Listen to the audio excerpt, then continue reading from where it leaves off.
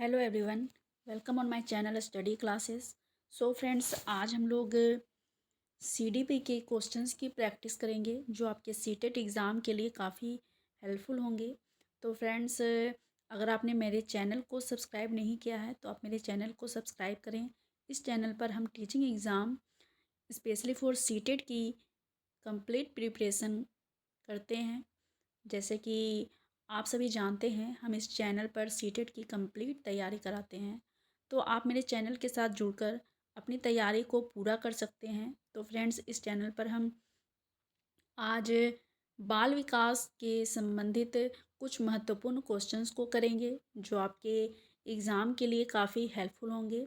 Video आपको कैसे लगी ये आप ज़रूर बताएं और ज़्यादा से ज़्यादा लोगों को शेयर करें। तो फ्रेंड्स, आइए अब हम क्लास को स्टार्ट करते हैं। Question number 1।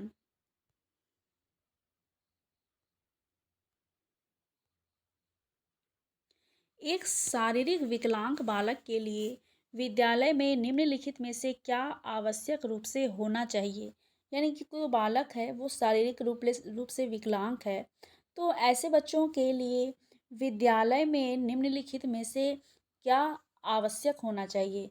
बालक के लिए कक्षा कक्ष में प्रवेश की उचित सुविधा का प्रबंध हो, या बालक के लिए भोजन का प्रबंध हो, बालक के लिए निःशुल्क शिक्षा का प्रबंध हो, या बालक के लिए आवास का प्रबंध हो। तो इस क्वेश्चन का करेक्ट जो आंसर होगा वो होगा ऑप्शन नंबर 1, कि जब जो बच्चा शारीरिक रूप से अगर विकलांग है तो ऐसे बच्चों के लिए कक्षा कक्ष में प्रवेश की उचित व्यवस्था होनी चाहिए। यानी कि बच्चा को क्लास में आने में कोई भी कठिनाई ना हो, वो आराम से कक्षा में प्रवेश कर जाए, ताकि उसे विद्यालय में पढ़ाई करने में कोई भी परेशानी ना हो। तो बालक के लिए कक्षा कक्ष में प्रवेश की उचित सुविधा का प्रबंध होना चाहिए। ये आंसर जो है वो बिल्कुल करेक्ट है।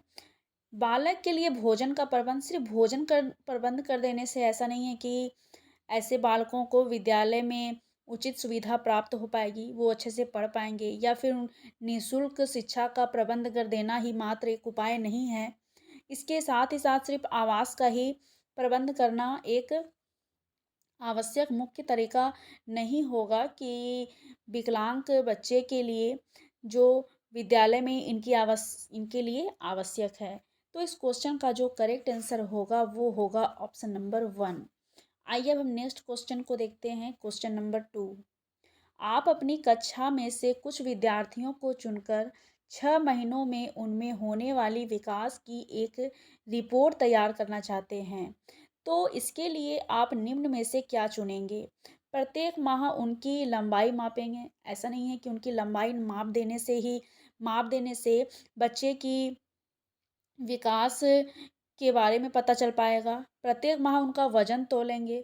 सिर्फ वज़न तोल लेने से ऐसा नहीं है कि हमें ये पता चल पाएगा कि बच्चे का कितना डेवलपमेंट हुआ है। नेक्स्ट है कि प्रत्येक माह उनके आकार में होने वाले परिवर्तन की जांच करेंगे। तो सिर्फ बच्चों के आकार में परिवर्तन की जांच करना यही डेवलपमेंट का एक मुख्य कारण नहीं होता है, बल्कि नेक्स्ट ऑप्शन है कि प्रत्येक माह उनकी रुचि, आदत, दृष्टिकोण, उसका स्वभाव, उनका व्यक्तित्व, व्यवहार आदि में होने वाले परिवर्तनों की जांच करेंगे। तो ये ऑप्शन नंबर 4 जो है वो बिल्कुल करेक्ट है, कि जो 6 यानी कि विद्यार्थियों को चुनकर 6 महीने के लिए, यानी कि 6 महीने के लिए उनमें होने वाली विकास की एक रिपोर्ट तैयार करना है। ठीक है, तो बालक में 6 मंथ में क्या क्या उनमें रुचि के बारे में, उनका क्या आदत है, उनकी क्या दृष्टिकोण रहे हैं, उसका स्वभाव, उसका नेचर कैसा है, उसकी पर्सनैलिटी कैसी है, उसका बिहेवियर कैसा है आदि, ये सारे जो एस्पेक्ट्स दिए हुए हैं इन सब में होने वाले परिवर्तन की जांच करेंगे। तो इस क्वेश्चन का जो करेक्ट आंसर होगा वो होगा ऑप्शन नंबर 4, कि इससे क्या होगा कि विकास का एक उचित रिपोर्ट तैयार हो पाएगा। तो इस क्वेश्चन का जो करेक्ट आंसर है वो है ऑप्शन नंबर 4। आइए अब हम नेक्स्ट क्वेश्चन को देखते हैं। Question number 3। बच्चों में खेल उनके समाजीकरण के लिए क्यों आवश्यक होता है। खेल से बच्चों में सुरक्षा की भावना आती है, या खेल से बच्चों में हम की भावना आती है, या खेल से बच्चों में नेतृत्व व अनुसरण की भावना आती है, या ये सभी तथ्य समाजीकरण के लिए आवश्यक हैं। तो इस क्वेश्चन का जो करेक्ट आंसर होगा वो होगा ऑप्शन नंबर 4, कि बच्चों में खेल उनके समाजीकरण के लिए क्यों आवश्यक है। इसमें खेल से बच्चों में क्या है कि सुरक्षा की भावना का भी विकास होता है, ये बात भी बिल्कुल सही है। इसके बाद है खेल से बच्चों में हम की भावना का भी विकास होता है। खेल से बच्चों में नेतृत्व व अनुसरण की भावना का भी विकास होता है। यानी कि ये सभी तथ्य, यानी कि ऊपर में जितने भी तथ्य दिए हुए हैं वो सभी जो हैं वो समाजीकरण के लिए आवश्यक हैं। तो ये तीनों जो ऑप्शन हैं वो बिल्कुल करेक्ट दिया हुआ है, इसलिए ऑप्शन नंबर 4 जो है वो बिल्कुल करेक्ट होगा इस क्वेश्चन का आंसर। आइए अब नेक्स्ट क्वेश्चन को देखते हैं। क्वेश्चन नंबर 4, सृजनात्मकता के विकास में सहायक नहीं है, यानी कि क्रिएटिविटी के डेवलपमेंट में होने में क्या सहायक नहीं होगा उसके बारे में हम जानेंगे। खेल सहायक नहीं है, भाषण सहायक नहीं है, हास्य क्रियाएं सहायक नहीं है, या निर्माण संबंधी क्रियाएं सहायक नहीं हैं।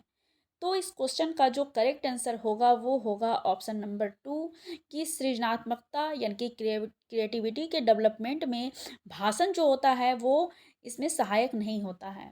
भाषण में क्या होगा कि बच्चा क्या है कि एक पेपर में वो भाषण लिख कर के ले आएगा और फिर उसको ही वो बता देगा। इसमें क्या हुआ कि बच्चे ने तो कुछ नया किया ही नहीं, एक रटी रटाई चीज़ों को उसने वहाँ पर से बोल डाला, तो इसमें क्रिएटिविटी तो आ ही नहीं पाई। तो क्रिएटिविटी के डेवलपमेंट में जो भाषण है वो सहायक नहीं होगा। इसमें खेल सहायक होगा, क्योंकि खेल से क्या होता है कि बच्चे का काफ़ी बच्चे क्रिएटिव हो पाते हैं, जैसे कि पजल्स के माध्यम से, जैसा कि आप न्यूज़पेपर में देखते होंगे कि उसमें कुछ पजल्स के माध्यम से, खेल के माध्यम से कुछ दिया हुआ रहता है जिससे बच्चे को उससे वर्ड्स निकालने होते हैं। जैसा कि आपने देखा ही होगा न्यूज़पेपर में इस तरीके से बॉक्स बना हुआ होता है और इसमें कुछ इधर-उधर जो अक्षर हैं वो लिखे रहते हैं। मान लीजिए इधर-उधर लिखा हुआ है, इसमें बताना है कि मान लीजिए बॉल, तो बॉल को बच्चा देखिएगा, खोजेगा आखिर इसका किस तरीके से बॉल लिखा हुआ होना चाहिए। तो इस तरीके से पजल से माध्यम से क्या होता है कि बच्चे में क्रिएटिव थिंकिंग डेवलप होती है। इसके साथ ही साथ खेल के माध्यम से बच्चे का फिजिकल के साथ साथ मेंटल डेवलपमेंट भी काफ़ी अच्छा हो पाता है। तो इससे भी बच्चों में सृजनात्मकता का विकास होता है। खेल खेल के माध्यम से ही बच्चों को बहुत सारी चीज़ों को बताया जाता है जिससे कि वो काफ़ी क्रिएटिव हो पाते हैं। इसके साथ है हास्य क्रियाएं। हास्य क्रियाओं के द्वारा भी बच्चों में कुछ क्रिएटिविटी जो होती है उसका डेवलपमेंट होता है। निर्माण संबंधी क्रियाएं मतलब कि बच्चा कुछ चीज़ का अगर निर्माण कर रहा है तो उसमें भी बच्चा क्या है कि कुछ नया उसमें करेगा। और जब बच्चा कुछ किसी चीज़ में नया करता है या वो कुछ आविष्कार करने की कोशिश करता है तो उसी चीज़ को क्रिएटिविटी कहा जाता है। तो क्रिएटिविटी के बारे में हम कुछ और भी डिटेल से इसको डिस्कस करेंगे ताकि आपको इसको समझने में कोई भी परेशानी ना हो। तो क्रिएटिविटी क्या होता है? क्रिएटिविटी में क्या होता है कि इसमें जो व्यक्ति है उसका एक ये जो होता है ये एक मेंटल प्रोसेस होता है, यानी कि क्रिएटिविटी जो होती है ये एक मानसिक प्रक्रिया होती है। इसके साथ ही साथ ये भौतिक परिवर्तन को जन्म देती है, यानी कि कुछ नया करना, है ना? कुछ नया करना, कुछ आविष्कार करना, ये जो होता है इसे ही क्रिएटिविटी कहा जाता है। कुछ नया करना ही, कुछ नए चीज़ का आविष्कार करना ही ये क्रिएटिविटी के अंतर्गत आते हैं। जिसमें कि आपने जेम्स वाट के बारे में सुना ही होगा कि जेम्स वाट ने जब वो अपने घर में रसोई में गए तो वहाँ उन्होंने देखा कि एक चाय की केतली है और उस केतली में क्या है कि वो केतली जब खौल रहा था, यानी कि गैस पर चढ़ी हुई थी, वो जब खौल रहा था तो उसका ढक्कन जो है वो बार-बार उठ रहा था, गिर रहा था, उठ रहा था, गिर रहा था। तो ये तो एक नॉर्मल आदमी के लिए एक सामान्य बात है, लेकिन जो क्रिएटिव होते हैं उन उस वो उसमें दिमाग लगाते हैं कि आखिर ऐसा क्यों हो रहा है। तो इसमें जेम्स वाट ने ये सोचा कि भाप में आखिर क्या होता है? भाप में यानी कि शक्ति होती है, जिसके कारण ही तो वो केतली जो है वो खुल रहा है, बंद हो रहा है। तो फिर उन्होंने क्या किया कि उस केतली पर उन्होंने एक पत्थर लाकर रख दिया और फिर उन्होंने इस तरीके से शक्ति का परीक्षण किया और इसके बाद ही उन्होंने भाप इंजन का आविष्कार किया। इसके बाद उन्होंने भाप इंजन का आविष्कार किया। तो ये ही जो भाप इंजन का जो आविष्कार हुआ, इसे ही क्रिएटिविटी कहा जाता है। तो आई होप मैंने जो समझाया है आप लोग को समझ में आया होगा कि क्रिएटिविटी क्या होती है। तो इसमें जो भाषण है वो क्रिएटिविटी के अंतर्गत नहीं आएगा। आइए अब नेक्स्ट क्वेश्चन को देखते हैं। Question number 5। आपको किसी शिक्षार्थी के बारे में यह आकलन करना है कि वह दी गई समस्या के बारे में अपने व्यक्तिगत और मूल दृष्टिकोण को व्यक्त कर पाता है कि नहीं व्यक्त व्यक्त कर पाता है। इसके लिए आप किस प्रकार के प्रश्न का निर्माण करेंगे? आइए अब हम इनके ऑप्शन को देखते हैं। अति लघु उत्तीर्ण प्रश्न, निबंधात्मक प्रश्न, वस्तुनिष्ठ प्रश्न या वैकल्पिक प्रश्न। तो इस क्वेश्चन का करेक्ट आंसर क्या होगा? तो इस क्वेश्चन का जो करेक्ट आंसर होगा वो होगा ऑप्शन नंबर 2 कि निबंधात्मक प्रश्न। निबंधात्मक प्रश्न ऐसे प्रश्न को कहा जाता है जिसमें कि जो व्यक्ति होता है वो अपने विचार को स्वतंत्र रूप से अभिव्यक्त कर पाता है। ये व्यक्ति की एक तरीके से समझिए तो तर्क चिंतन का या फिर मानसिक योग्यता की जांच से संबंधित होती है। इसमें क्या होता है कि व्यक्ति के मन में जो भी विचार आते हैं वो स्वतंत्र रूप से इसमें लिख पाता है। इसमें कोई भी एक लिमिटेशन नहीं होता है कि इतने के अंदर ही लिखना है। वो पूरे स्वतंत्र होता है अपनी विचारों को अभिव्यक्त करने में। तो इस क्वेश्चन के अकॉर्डिंग कि आपको किसी शिक्षार्थी के बारे में यह आकलन करना है कि वह दी गई समस्या के बारे में अपना व्यक्तिगत और मूल दृष्टिकोण वो कब अपना व्यक्त कर पाएगा? जब उनको कहा जाएगा कि आप निबंधात्मक टाइप के प्रश्न का लिखिए। यानी कि इसमें क्या होगा कि वो अपना व्यक्तिगत जो उसका मूल दृष्टिकोण है उसको वो अभिव्यक्त कर पाएगा। तो इस क्वेश्चन का जो करेक्ट आंसर होगा वो होगा ऑप्शन नंबर 2। क्वेश्चन भी जो होते हैं वो बहुत टाइप्स के होते हैं, जैसे कि अति लघु उत्तीर्ण प्रश्न, वस्तुनिष्ठ प्रश्न और वैकल्पिक प्रश्न। आइए हम अदर ऑप्शंस को भी कुछ डिटेल में समझते हैं कि वस्तुनिष्ठ प्रश्न क्या होता है। वस्तुनिष्ठ प्रश्न जो होते हैं उसको क्या कहते हैं, यानी कि जो ऑब्जेक्टिव टाइप जो क्वेश्चंस होते हैं उनको क्या कहा जाता है? तो जो ऑब्जेक्टिव टाइप के जो क्वेश्चंस होते हैं इससे क्या होता है कि किसी व्यक्ति की मानसिक योग्यता की अगर जांच करनी हो तो इस तरीके से हम वस्तुनिष्ठ प्रश्न को लाते हैं। यानी कि व्यक्ति में क्या है कि उसमें कितना याद रखने की क्षमता है किसी चीज़ को, ठीक है? कितना याद रखने की क्षमता है, इसे हम एक एग्जाम्पल्स के रूप में समझ सकते हैं। जैसे कि इसमें क्या होता है कि जैसे कि हम कोई कॉम्पिटिशन का एग्ज़ाम देते हैं, तो उसमें क्या होते हैं कि क्वेश्चन रहता है, उसमें 4 ऑप्शन रहता है, ए, बी, सी, डी करके ऑप्शन रहता है, जिसमें क्या है कि आपको क्वेश्चन को पढ़ना है और जो सही है उस पर टिक कर देना है। तो इसमें क्या है कि आपने तो क्वेश्चंस को अच्छे से रट कर गया है, आपकी कितनी एबिलिटी है, कितनी मानसिक योग्यता है कि आप उस चीज़ को याद रख सकते हैं। तो इसमें क्या होगा कि आप एक तरीके से कहा जाए इसमें तो आप बंधे-बंधाए ही जवाब दे पाएँगे। अपना कुछ उसमें जो अपना जो विचार है वो तो अभिव्यक्त नहीं कर पाएँगे। तो इस तरीके के क्वेश्चंस को ही ऑब्जेक्टिव टाइप क्वेश्चंस कहा जाता है। इसके बाद है कि अति लघु उत्तरीय प्रश्न के उत्तर, ठीक है? अति लघु उत्तरीय प्रश्न। इसे क्या कहा जाता है? तो मान लीजिए जिसमें आपको अलंकार, ठीक है? जिसमें आपको अलंकार के बारे में बताना है या फिर वाक्य हो या उसमें कोई शब्द संबंधित जो प्रश्न होते हैं इन सारे को हम अति लघुत्तरीय प्रश्न कहते हैं। इसमें अब नेक्स्ट है जो है वैकल्पिक प्रश्न। ठीक है, जो है वैकल्पिक प्रश्न,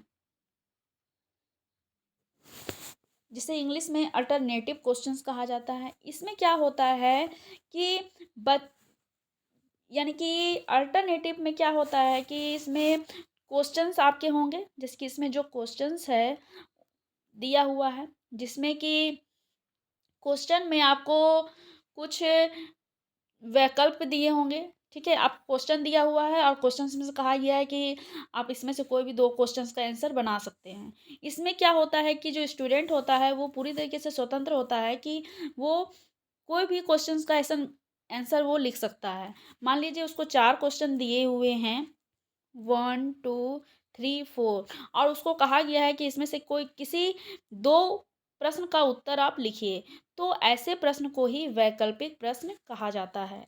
तो इस तरीके से क्वेश्चंस जो होते हैं वो भी विभिन्न प्रकार के होते हैं।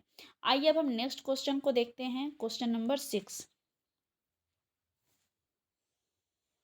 बालकों के स्वभाव को समझने के लिए शिक्षकों को निम्नलिखित में से किसका अध्ययन करना चाहिए। यानी कि अगर बालक के व्यवहार को समझना है, बच्चों के बिहेवियर को समझना है, तो एक टीचर को किसका अध्ययन करना चाहिए। आइए अब हम इनके ऑप्शन को देखते हैं, सामाजिक विज्ञान का, प्राकृतिक विज्ञान का, बाल मनोविज्ञान का या भौतिक विज्ञान का। तो इस क्वेश्चन का जो करेक्ट आंसर होगा वो होगा ऑप्शन नंबर 3 कि टीचर को बाल मनोविज्ञान का अध्ययन करना चाहिए। बाल मनोविज्ञान में क्या होता है, यानी कि चाइल्ड साइकोलॉजी में इस बात की जानकारी मिल पाती है कि आखिर बच्चों को किस तरीके से पढ़ाना चाहिए, उनके व्यवहार को, उनकी मनःस्थिति को एक टीचर किस तरीके से समझ सकता है, कि बच्चों को किस तरीके से टीचिंग जो है वो हम प्रोवाइड कर सकते हैं ताकि उनका ज़्यादा से ज़्यादा ग्रोथ एंड डेवलपमेंट हो सके, उनको उचित शिक्षा प्रदान करके। तो इस क्वेश्चन का जो करेक्ट आंसर होगा वो होगा ऑप्शन नंबर 3। आइए अब हम नेक्स्ट क्वेश्चन को देखते हैं, क्वेश्चन नंबर 7। निम्नलिखित में से कौन सी अधिगम के आकलन की विशेषता नहीं है। आइए अब हम इनके ऑप्शन को देखते हैं। यह आकलन शिक्षा प्राप्ति के बाद किया जाता है। नेक्स्ट ऑप्शन है कि इसमें सूचना को सामान्य रूप से अंकों अथवा ग्रेडों में रूपांतरित किया जाता है। ऑप्शन नंबर 3 है कि इसमें सूचना अध्यापक द्वारा एकत्रित की जाती है। ऑप्शन नंबर 4 है कि इसमें सूचना शिक्षार्थियों के द्वारा स्वयं एकत्र की जाती है। तो इस क्वेश्चन का जो करेक्ट आंसर होगा वो होगा ऑप्शन नंबर 4, क्योंकि इस क्वेश्चन में नहीं पूछा गया है। तो इसमें सूचना शिक्षार्थियों द्वारा स्वयं एकत्र की जाती है, ये जो है वो अधिगम के आकलन के संबंध में सही नहीं है। अधिगम के आकलन में क्या होता है कि इसमें शिक्षा प्राप्ति के बाद आकलन किया जाता है, बच्चों को पहले पढ़ाया जाता है, उसके बाद ये देखा जाता है कि बच्चे ने पाठ को कितने बेहतर तरीके से सीखा है। इसमें क्या है कि टीचर जो है वो होते हैं वो प्रश्न के माध्यम से भी ये जांच कर पाते हैं कि बच्चे ने कितना पाठ को समझा है, कितना जाना है, और ये जो होता है वो काफ़ी अच्छा माना जाता है। इससे क्या है कि टीचर को तुरंत फीडबैक मिल जाता है कि आखिर उसकी जो पढ़ाने की जो शैली है उसमें बच्चे जो हैं वो कितना सीख पाते हैं, या फिर उनको अपने पढ़ाने के तरीके में और किन चीज़ों को परिवर्तन करना है। तो इससे टीचिंग जो होती है वो बेहतर हो पाती है, उसका आकलन एक टीचर जो है वो बेहतर कर पाते हैं। नेक्स्ट ऑप्शन है कि इसमें सूचना को सामान्य रूप से अंकों और ग्रेडों में रूपांतरित किया जाता है। तो ये भी बिल्कुल सही है कि आकलन के माध्यम से हम बच्चों को अंक देते हैं, उसको उनको ग्रेड देते हैं। तो ये भी अच्छा होता है, अधिगम के आकलन से पता चल पाता है कि बच्चे ने कितना सीखा है या उसमें क्या कमियां रह गई हैं। अगर कमियों का पता चलता है तो उसको फिर फुलफ़िल करने का प्रयास किया जाता है। फिर नेक्स्ट ऑप्शन है कि इसमें सूचना अध्यापक द्वारा एकत्रित की जाती है। तो ये बात बिल्कुल सही है कि अधिगम के आकलन में एक टीचर के द्वारा ही सूचना को एकत्रित किया जाता है, जिसमें स्कूल में एफए के माध्यम से या फिर एसए के माध्यम से या फिर कोई भी अन्य गतिविधि के माध्यम से भी बच्चों का आकलन किया जाता है और उनको एक ये जाना पाते हैं कि एक टीचर कि आखिर बच्चे ने कितना बेहतर तरीके से चीज़ों को सीखा है। लेकिन कभी-कभी ऐसा भी होता है कि स्टूडेंट खुद अपने कार्य को भी वो आकलन करते हैं कि आखिर मैंने चीज़ों को कितना सीखा है, उसमें क्या कमी रह गई है। लेकिन अधिकांश रूप में एक टीचर के द्वारा ही बच्चों का अधिगम का आकलन किया जाता है। तो इस क्वेश्चन का जो करेक्ट आंसर होगा वो होगा ऑप्शन नंबर 4 कि इसमें सूचना शिक्षार्थियों के द्वारा स्वयं एकत्रित की जाती है। ये जो होगा वो नहीं होगा। नेक्स्ट क्वेश्चन है क्वेश्चन नंबर 8। आपकी कक्षा का एक शिक्षार्थी गुटखा या सुपारी खाकर कक्षा में आता है। आप निम्न में से किसे इसकी हरकत का जिम्मेवार मानेंगे? उसकी अंतः इच्छा, उसकी सामाजिक वातावरण, उसका आपके प्रति द्वेष या कक्षा में स्वयं को सबसे अलग दिखाने का उसका तरीका। तो इस क्वेश्चन का जो करेक्ट आंसर होगा वो होगा ऑप्शन नंबर 2 कि उसका सामाजिक परिवेश। बच्चा जिस समाज में रहता है, जैसा इन्वायरमेंट में रहता है, उसी के अकॉर्डिंग ही उसके बिहेवियर में डेवलपमेंट होती है। जैसा कि हम सभी जानते हैं कि बच्चे का विकास में वातावरण का काफ़ी महत्वपूर्ण योगदान होता है। बच्चे जैसा पर्यावरण में रहेंगे, आसपास का उनका माहौल जैसा होगा, वो जैसे मित्रों के साथ रहेंगे, उसके अनुसार ही वो क्या है त कि उसका व्यवहार चेंज होता है। अगर बच्चे अच्छे बच्चों के साथ रहेंगे, तो वो अच्छे बिहेवियर सीखेंगे, अच्छा व्यवहार करना सीखेंगे। अगर घर का माहौल अच्छा है, तो बच्चों में अच्छे गुणों का विकास होगा। इसके साथ ही साथ अगर घर का माहौल अच्छा नहीं है और बच्चे के आस पड़ोस में या फिर उनके जो जो फ्रेंड हैं वो अच्छे नहीं हैं, वो गुटखा सुपारी खा रहे हैं, तो बच्चा क्या है, बच्चा अगर एक दूसरे को देख कर के ही चीज़ों को सीखते हैं, तो इसमें सामाजिक वातावरण का एक महत्वपूर्ण प्रभाव पड़ता है। तो इस क्वेश्चन का जो करेक्ट आंसर होगा वो होगा ऑप्शन नंबर 2।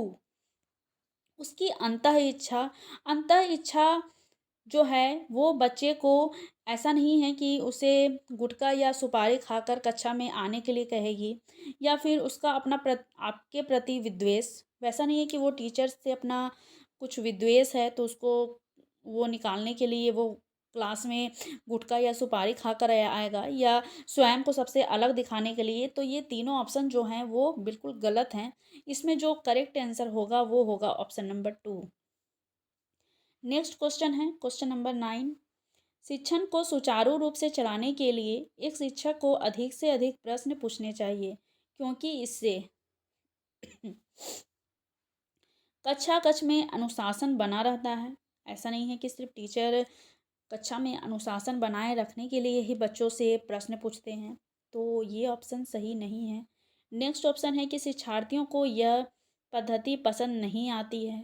ऐसा नहीं है कि स्टूडेंट को अगर ये पद्धति पसंद नहीं आ रहा है इसलिए टीचर जो है वो अधिक से अधिक प्रश्न पूछते हैं, ठीक है। नेक्स्ट है कि शिक्षार्थियों को अभिव्यक्ति का अवसर मिलता है। फिर है लास्ट है कि शिक्षक को अभिव्यक्ति का अवसर मिलता है। तो इस क्वेश्चन का जो करेक्ट आंसर होगा वो होगा ऑप्शन नंबर 3 कि शिक्षण को सुचारू रूप से चलाने के लिए एक शिक्षक को अधिक से अधिक प्रश्न पूछने चाहिए क्योंकि इससे शिक्षार्थियों को अभिव्यक्ति का अवसर मिल पाता है। तो इस क्वेश्चन का जो करेक्ट आंसर होगा वो होगा ऑप्शन नंबर 3 कि अधिक से अधिक प्रश्न पूछने से क्या होता है कि बच्चे को अपनी अभिव्यक्ति का अवसर मिलता है। वो अपने आप को अभिव्यक्त कर पाते हैं। सवाल के माध्यम से, प्रश्न के माध्यम से उनके मन में जो भी सवाल होते हैं उसकी वो जानकारी प्राप्त कर पाते हैं। जिससे कि कक्षा का जो माहौल होता है वो काफ़ी अफेक्ट ई कक्षा का जो माहौल होता है वो काफ़ी अच्छा होता है। जिसमें बच्चे जो होते हैं वो काफ़ी एक्टिव होते हैं और कक्षा जो होती है वो भी एक्टिव होती है। जिसमें कि अगर टीचर प्रश्न पूछ रहे हैं तो बच्चे उसका जवाब दे रहे हैं। बच्चे को कुछ समझ में नहीं आया तो उसने भी टीचर से पूछा कि इसका मतलब क्या होगा। तो इससे क्या होगी, जो टीचिंग जो होगी वो काफ़ी अच्छी हो पाएगी, बेहतर हो पाएगी। तो इस क्वेश्चन का जो करेक्ट आंसर होगा वो होगा ऑप्शन नंबर 3। आइए अब हम नेक्स्ट क्वेश्चन को देखते हैं, जो आज का हमारा लास्ट क्वेश्चन है, क्वेश्चन नंबर 10। अधिगम के किस सिद्धांत के आधार पर बालक में भय, प्रेम और घृणा के भाव आसानी से उत्पन्न किए जा सकते हैं? आइए अब हम इनके ऑप्शन को देखते हैं। ऑप्शन नंबर 1 है कि अनुभवजन्य अधिगम। ऑप्शन नंबर 2 है कि अंतर्दृष्टि सिद्धांत। ऑप्शन नंबर 3 है कि शास्त्रीय अनुबंधन सिद्धांत। ऑप्शन नंबर 4 है कि प्रयास एवं त्रुटि का सिद्धांत। तो इस क्वेश्चन का जो करेक्ट आंसर होगा वो होगा ऑप्शन नंबर 3 कि शास्त्रीय अनुबंधन सिद्धांत। शास्त्रीय अनुबंधन सिद्धांत यानी कि क्लासिकल कंडीशनिंग के माध्यम से ही बच्चे में भय, प्रेम और घृणा से संबंधित भाव को आसानी से उत्पन्न किया जा सकता है। तो इस क्वेश्चन का जो करेक्ट आंसर है वो है ऑप्शन नंबर 3। शास्त्रीय अनुबंधन सिद्धांत यानी कि क्लासिकल कंडीशनिंग के बारे में आइए हम थोड़ा डिटेल से समझते हैं। तो क्लासिकल कंडीशनिंग जो होता है, क्लासिकल कंडीशनिंग जिसे किसने दिया था? तो क्लासिकल कंडीशनिंग जो है वो पावलोव ने दिया था। पावलोव की थ्योरी तो आपने पढ़ी होगी। पावलोव ने ही क्लासिकल कंडीशनिंग यानी कि शास्त्रीय अनुबंधन का सिद्धांत जो है वो दिया है। और ये कब इन्होंने दिया है? तो ये 1904 में इन्होंने दिया है। इसमें क्या होता है कि क्लासिकल कंडीशनिंग में अस्वाभाविक उद्दीपक के प्रति स्वाभाविक उद्दीपक के समान होने की जो अनुक्रिया होती है, इसके बारे में इसमें कहा गया है। इसमें इन्होंने एक कुत्ते पर प्रयोग किया है। इसमें उन्होंने एक कुत्ते पर प्रयोग किया है, और जिसमें कि एक कुत्ते को रस्सी से बांध दिया जाता है और फिर घंटी बजाई जाती है, और घंटी का जैसे ही कुत्ता आवाज़ सुनता है और घंटी बजाई जाती है, उसके बाद सामने भोजन लाया जाता है, और जैसे ही घंटी बजती है तो कुत्ते के मुंह से लार आने की जो प्रक्रिया है वो होने लगती है। इसमें क्या होता है कि कुत्ता जो है वो एक रस्सी से बंधा हुआ होता है। मान लीजिए कभी ऐसा हुआ कि घंटी की आवाज़ बजी, घंटी तो बजी लेकिन घंटी की आवाज़ हुई, लेकिन क्या हुआ कि कुत्ते के सामने भोजन अगर नहीं आता है, तो कुत्ता क्या है वो खूब चीखता है, चिल्लाता है, ठीक है? वो अपने क्रोध को, अपने एक तरीके से अपने घृणा को वो जागृत करता है, ठीक है? तो ये सारे चीज़ जो होते हैं यानी कि किसी में भय, क्रोध और घृणा, ये जो है वो इस थ्योरी के माध्यम से बताया गया है। तो इसमें क्या होता है कि एक समय के बाद क्या होता है कि जब ऐसा बार-बार होता है कि घंटी बजाई जाती है लेकिन भोजन नहीं आता है, तो इसमें एक समय के बाद ये होता है कि बच्चा घंटी की आवाज़ सुनने पर अनुक्रिया करना बंद कर देता है। तो इसे ही इसमें क्लासिकल कंडीशनिंग की थ्योरी यानी कि शास्त्रीय अनुबंधन सिद्धांत में इस तरीके से बताया गया है। इसमें नेक्स्ट ऑप्शन था कि अनुभवजन्य सिद्धांत। तो अनुभवजन्य सिद्धांत किसे कहते हैं? आइए हम इसके बारे में जानते हैं। तो अनुभवजन्य सिद्धांत किसे कहा जाता है? अनुभवजन्य सिद्धांत। तो अनुभवजन्य सिद्धांत ऐसे सिद्धांत को कहा जाता है जिसमें कि स्वयं अनुभव करके सीखने पर बल दिया जाता है, ठीक है? इसमें क्या है कि स्वयं अनुभव करके सीखने पर बल दिया जाता है। और अनुभवजन्य सिद्धांत को यानी कि इसे एक्सपेरिमेंटल लर्निंग को किसने दिया है? तो एक्सपेरिमेंटल लर्निंग को कार्ल कार्ल रॉजर्स ने इसे दिया है। इसमें क्या है कि व्यक्ति अपने स्वयं के अनुभव के माध्यम से किसी चीज़ को सीखता है। मान लीजिए इसे हम एक उदाहरण के रूप में समझ सकते हैं कि व्यक्ति जो है वो कार चलाना सीखना चाहता है। तो जब वो दूसरे व्यक्ति को कार चलाता हुआ देखता है, तो ऐसा नहीं है कि वो दूसरे को देखकर वो कार चलाना सीख जाएगा। जब तक कि वो खुद कार चलाने की प्रैक्टिस ना करे, ठीक है? और जब कार चलाने की जब प्रैक्टिस करेगा तो इससे क्या होगा, वो कार चलाना आसानी से सीख जाएगा। तो इसमें क्या है कि व्यक्ति का स्वयं का अनुभव करके ही वो चीज़ों को सीख पाता है, तो इसे ही अनुभवजन्य सिद्धांत कहा जाता है। इसके बाद इसमें दिया हुआ है अंतर्दृष्टि का सिद्धांत। तो अंतर्दृष्टि का सिद्धांत जो है वो किसने दिया था? तो अंतर्दृष्टि का जो सिद्धांत है, अंतर्दृष्टि का सिद्धांत को दिया है कोहलर ने। कोहलर ने अंतर्दृष्टि के सिद्धांत को दिया है, जिसमें कि इन्होंने एक सुल्तान पर अपना प्रयोग किया था। एक सुल्तान नामक चिंपैंजी पर इन्होंने सुल्तान नामक चिंपैंजी चिंपैंजी पर इन्होंने प्रयोग किया था, जिसमें कि इन्होंने अंतर्दृष्टि में इन्होंने सूझ का सिद्धांत दिया। सूझ का सिद्धांत, जिसमें कि एक चिंपैंजी को एक पिंजड़े में बंद कर दिया जाता है और फिर बाहर केला लटका हुआ होता है और अंदर में स्टिक रखी हुई होती है, जिसमें कि क्या है कि वो ये जो सुल्तान है वो अपना बार बार प्रयास करता है उस केला को प्राप्त करने का, लेकिन उसको वो प्राप्त नहीं कर पाता है। तो इसे ही आहा मोमेंट कहा जाता है, यानी कि अचानक से सूझ, अचानक से दिमाग की बत्ती जलना। तो उसमें क्या होता है कि अचानक फिर वो स्टिक को जोड़ता है और जोड़ने के बाद वो केला को अपने पास खींचता है और उसको खा लेता है। तो इसे ही कोहलर ने दिया है अंतर्दृष्टि का सिद्धांत, यानी कि सूझ का सिद्धांत, जिसे आहा मोमेंट भी कहा जाता है। इसके बाद है, नेक्स्ट है प्रयास एवं त्रुटि का सिद्धांत। प्रयास एवं त्रुटि, प्रयास एवं त्रुटि यानी कि ट्रायल एंड एरर थ्योरी। इसे किसने दिया है? तो इसे दिया है ई एल थॉर्नडाइक ने दिया है प्रयास एवं त्रुटि का सिद्धांत। इसमें इन्होंने किस पर प्रयोग किया है? तो इसमें उन्होंने भूखी बिल्ली पर प्रयोग किया है। भूखी बिल्ली पर इसमें प्रयोग किया है और जिसमें करके सीखने पर जोर दिया गया है। करके सीखने पर, करके सीखने पर जोर दिया गया है, जिसमें इन्होंने एसआर थ्योरी दी है। एसआर थ्योरी के बारे में इन्होंने दिया है, यानी कि स्टिमुलस और रिस्पॉन्स, यानी कि किस तरीके से जब बिल्ली के सामने मछली आती थी, मछली, तो वो किस तरीके से उसको देख करके अनुक्रिया करता है और फिर भोजन को प्राप्त करता है।